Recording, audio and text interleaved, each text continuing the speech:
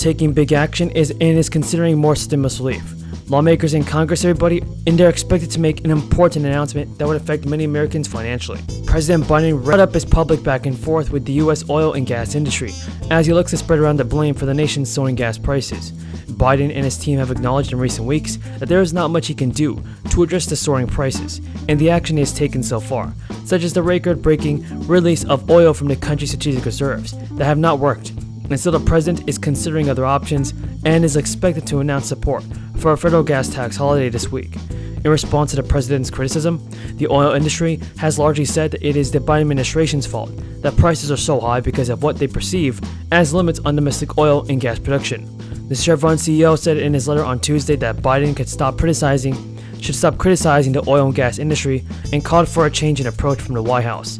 Biden's decision to throw his administration's support behind the national gas tax holiday would require congressional action. As gas prices continue to rise, however, administration officials have scrambled to find policy options that would address the pain at the pump or demonstrate support for action.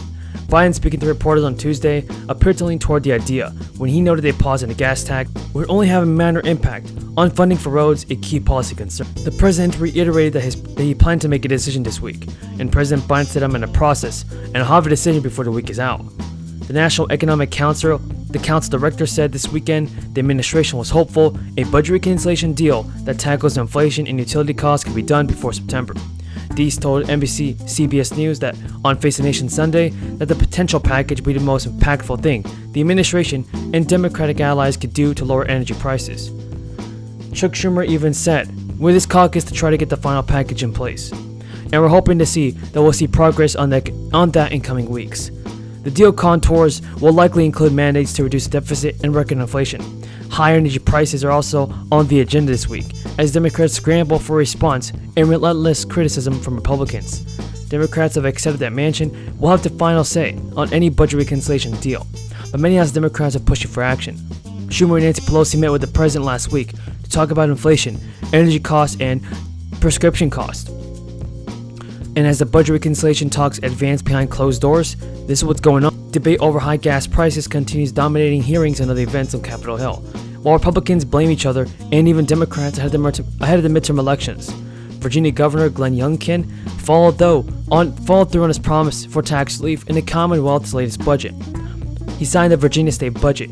It provides tax relief, increases funding for law enforcement, and supports the development of lab schools. A very important announcement was made by the president. A brand new stimulus plan has been put forward and it could provide financial help to many Americans. Manchin is ready to take action on this. President Biden just called on Congress to suspend the federal gas and diesel taxes for 3 months. That is an idea that's intended to ease the financial pressures on the pump. So Brian, do you agree with that premise that maybe the worst of the tightening has already been priced in and now we're starting to go the other way? Well, I like what I'm hearing from her, yeah, and I do generally agree. I think that the market responded fairly favorably to Chair Powell, kind of suggesting and maybe hinting a little bit that if the growth picture does deteriorate a little bit too quickly, even if we don't get a material improvement in the inflation outlook, that they could pause, not necessarily saying that they're going to cut rates in the face of weaker growth, but that they're going to just be singularly focused on inflation. And then the day's University of Michigan data saying that we only had that 0.1 percentage point increase in long-term inflation expectations instead of that kind of eye-popping 0.3 percentage points. That also, I think, has kind of helped fuel things here, saying that maybe the Fed doesn't have to go as quickly. And as a result, maybe a lot of the multiple compression that we've seen is mostly behind us. Now it's really up to earnings to prove that these valuations are worth it. Right, and we are going to get into earnings season. We had FedEx, which was decent. And it's actually one of the biggest winners in the S&P. We've got Nike on Monday, and then we'll get the banks. Joanne, where are the best places for you right now, keeping in mind we are going into earnings season? Right. I think if you look at the market as a whole, the PE for the S&P 500 looking forward is around 16 times, which is about at its historical average. Biden is also urging states to suspend their own gas tax or provide similar relief, given that state gas taxes run on average of 30 cents on the gallon.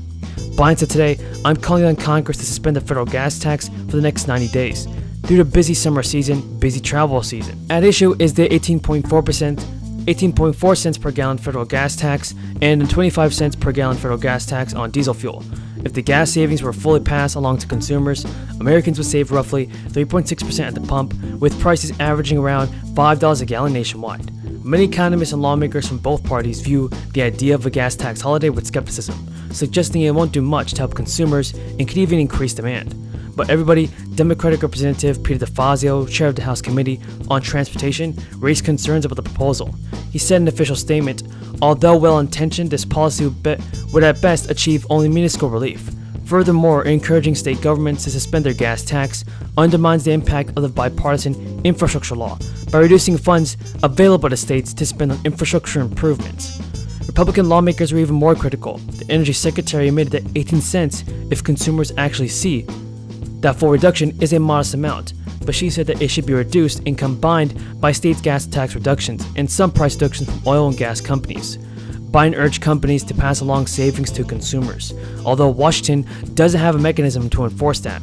Congress would have to impose a gas tax holiday, and the president does not have the authority for that. Biden stated, "I call on the companies to pass this along, every penny of this 18-cent reduction to consumers, and there's no time now for profiteering." High gas prices pose a fundamental threat to Biden's electoral and policy ambitions. The president's past efforts to cut gas prices include the release of oil from the strategic reserve and greater ethanol blending this summer. They have done little to produce savings at the pump. And Biden has acknowledged how gas prices have been a drain on public enthusiasm, where he is trying to convince people that the U.S. can still pivot to a clean energy future. Democratic Senator Joe Manchin of West Virginia signaled he's open to extending enhanced subsidies under the Affordable Care Act, a move that would help Democrats avert a huge political threat in November midterm elections. Now, the conservative Democrat reiterated his concern about Americans enduring a difficult stretch of inflation, which reached its highest level in 4 decades. But he suggested that an extension of the program should be directed towards aiding lower-earning families. He said during an interview this week that the main thing here is the means testing. We should be helping the people who really need it the most and are really having the hardest time. Under last year's stimulus law, Democrats have increased federal subsidies to shrink monthly premiums for Americans purchasing health insurance plans under the Affordable Care Act, everybody. And the move caused many lower-income enrollees to pay little or nothing for private coverage. Thank you very much, Madam Chairman. Let me go back, Mr. Secretary, to an issue that Senator Manchin raised, that's lie heap. I'm pleased to say that the President slightly increased lie heap in his budget this year, but the reality is that energy prices are just exploding. In the past 12 months alone, the price of natural gas has increased by 22%, and the price of heating oil has increased by 70%. Would you support any type of supplemental funding to enhance the lie heap so we can deal with this extraordinary increase in prices? Senator, we would support any effort to try to further fund lie heap given the circumstances that we're in. Thank you very much.